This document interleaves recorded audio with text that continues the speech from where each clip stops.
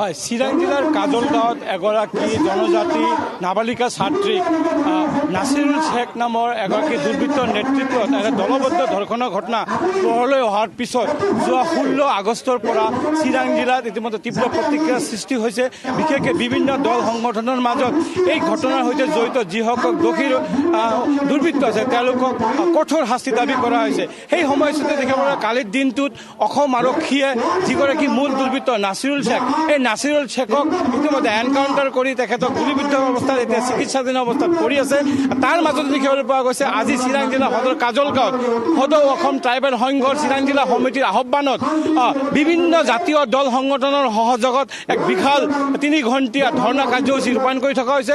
এই কাৰ্যসূচীত ইতিমধ্যে দেখিব পোৱা গৈছে যে এপছুৰ উপৰি আছু, আক্ৰাছু, ABMছু, নেমছু বা বড়ো মহিলা কল্যাণ পৰিষদ আদি বিভিন্ন দল সংগঠনে আজিৰ এই প্ৰতিবাদী কাৰ্যসূচীত তেওঁলোকে অংশগ্ৰহণ কৰিছে।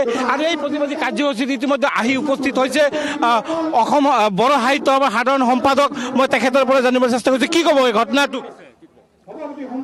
হয়, আমি অতি দুখেৰে ক'ব বিচাৰিছোঁ যে যোৱা 20 জুলাই তাৰিখে এজনী খিলঞ্জীয়া ছোৱালীক অৰ্থাৎ বড়ো ছোৱালীজনীক যিজনী ক্লাছ 10ত পঢ়ি আছে তাইক লাভ জেহাদ দেখুৱাই পেলাই যেনেকুৱা তাক নি পেলাই যেনেকুৱা বলাৎকাৰ কৰা হ'ল সেইটো পিছতে পোহৰত আহিল। আৰু সেইটো আমি খবৰ পোৱাৰ লগে লগে আমি এটা কথা ক'ব লাগিব যে আজি এই অঞ্চলৰ সকলো জাতি জনগোষ্ঠীয়ে গৰিহণা দিছে আৰু এটা দাবী কৰিছে যে যিবিলাক বেয়া কাম কৰিছে এই 3জন ব্যক্তিক যিহেতু নেকি কঠোৰতম পানিছমেণ্ট দিয়াটো আমি বিচাৰিছোঁ আৰু ৰাইজে বিচাৰিছে। আৰু আমি এটা কথা বিশ্বাস কৰোঁ, যদি তেনেকুৱা ব্যক্তিক যদি পানিছমেণ্ট নিদিয়ে সমাজৰ মাজত এটা বিশৃংখল এটা পৰিৱেশ সৃষ্টি হোৱাৰ এটা আশংকা থাকে। সেইটো কাৰণে আমি আজি ক'ব বিচাৰিছোঁ যে আমাৰ জিলা প্ৰশাসন বা পুলিচ প্ৰশাসনে যি 3জন ব্যক্তিক ইতিমধ্যে ধৰিছে তেওঁলোকৰ ওপৰত যাতে পানিছমেণ্টটো সৰু হ'ব নালাগে, কঠোৰৰ পৰা কঠোৰতম এটা দৃষ্টান্তমূলক এটা পানিছমেণ্ট হ'ব লাগে, আমি এইটো দাবী কৰিছোঁ। ধন্যবাদ জ্ঞাপন কৰিছোঁ। এয়া আছিলে আপছুৰ বড়ো সাহিত্য সভাৰ কেন্দ্ৰীয় সাধাৰণ সম্পাদক। মোৰ লগত উপস্থিত আছে নেমছুৰ সভাপতি। মই তেখেতৰ পৰা জানিব চেষ্টা কৰিছোঁ, কি ক'ব সমগ্ৰ ঘটনাটোক? আপুনি দেখা পাইছে যে এগৰাকী নাবালিকাক 3গৰাকীকৈ দুৰ্বৃত্তই যি গণধৰ্ষণ কৰিছে, এই ঘৰখনৰ পিছত আজি সমগ্ৰ জিলাখনৰ জাতি ধৰ্ম নিৰ্বিশেষে বিভিন্ন দল সংযোগে একেমুখে ইয়াতে প্ৰতিবাদ কৰিছে, তেওঁলোকক কঠোৰ শাস্তি প্ৰদান কৰিব। কি ক'ব? হয়, আমি পোনপ্ৰথমে এই ঘটনাক আমি ধিক্কাৰ জনাইছোঁ, গৰিহণা জনাইছোঁ। এনেকুৱা ঘটনা হ'ব নালাগে। আৰু যি 3 পাখণ্ডই এগৰাকী জনজাতীয় নাবালিকা ছোৱালীক ধৰ্ষণ কৰিছে, সঁচাকৈ বহুত দুৰ্ভাগ্যজনক ঘটনা। আমি আজি ইয়াত সকলো দল সংগঠনে একত্ৰিত হৈ আমি প্ৰতিবাদ সাব্যস্ত কৰিছোঁ যে ধৰ্ষণকাৰীয়ে উপযুক্ত শাস্তি পাব লাগে আৰু ধৰ্ষিতাই ন্যায় পাব লাগে আৰু ধৰ্ষণকাৰীসকলক কঠোৰৰ পৰা কঠোৰতম শাস্তি প্ৰদান কৰিব লাগে। আৰু এইটো আমি বিচাৰিছোঁ নেমছুৰ তৰফৰ পৰা, যাতে ধৰ্ষণকাৰীয়ে যিকোনো জাতি ধৰ্ম বৰ্ণ ভাষাৰে নহওক কিয় কোনো ধৰ্ষণকাৰীয়ে হাৰি যাব নোৱাৰে, তাৰ কাৰণে আমি চৰকাৰক দাবী জনাইছোঁ। এয়া আছিলে নেমছুৰ সভাপতি। মই কৈছোঁ সদৌ অসম ট্ৰাইবেল সংঘৰ চিৰাং জিলাৰ সভাপতি স্বপন বসুমতাৰী। মই তেখেতৰ পৰা জানিব চেষ্টা কৰিছোঁ।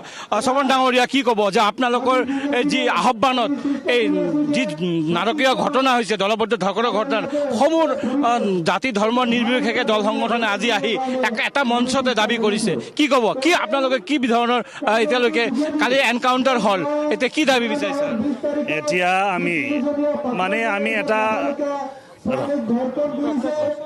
এতিয়া আমি যিটো অৱস্থান ধৰ্মঘৰত বহিছোঁ 3 ঘণ্টীয়া, সকলোকে অৰ্গেনাইজেশ্যনত এলাইড অৰ্গেনাইজেশ্যনৰ লগত লৈ, কাৰণ আমি এইটোৱে এটা নজৰ কৰিব বিচাৰিছোঁ যে দোষীয়ে অকল দোষী, ইয়াত কোনো জাতি নাই, ধৰ্ম নাই বা আমি তেনেকৈ বিভেদ সৃষ্টি কৰিব বিচৰা নাই। কাৰণ আমি এইখন ৰাজ্য বা এইখন অসমত বা এইখন অঞ্চলত আমি সকলোৱে মিলা প্ৰীতিৰে বসবাস কৰি থাকিব লাগিব। কাৰণ এজনে আনজনক আমি ইয়াৰ পৰা খেদি বা বেলেগক পঠিয়াব পাৰিম তেনেকৈ নহয়, কাৰণ আমি সকলোকে একেলগে আকলিয়াই লৈহে আমি সমাজ গঠন কৰিব পাৰিম।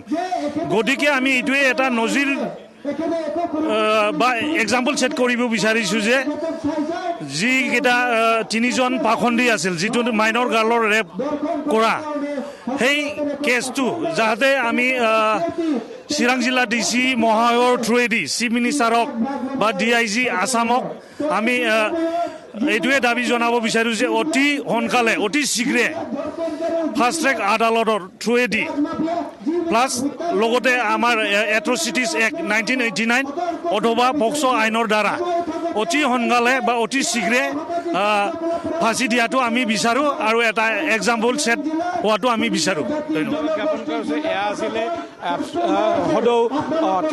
অধৌ অসম ট্ৰাইবেল সংঘৰ চিৰাং জিলাৰ সভাপতি। মুঠৰ ওপৰত ক'ব লাগিব যে চিৰাঙৰ যি সভ্য সমাজৰ লজ্জনতা কৰি এগৰাকী জনজাতি নাবালিকা ছাত্ৰীক যি দলবদ্ধ ধৰ্ষণৰ ঘটনা হৈছে সেই জয়ন্ত দেৱনাথ এই মুহূৰ্তত আপোনাক ধন্যবাদ জনাইছোঁ।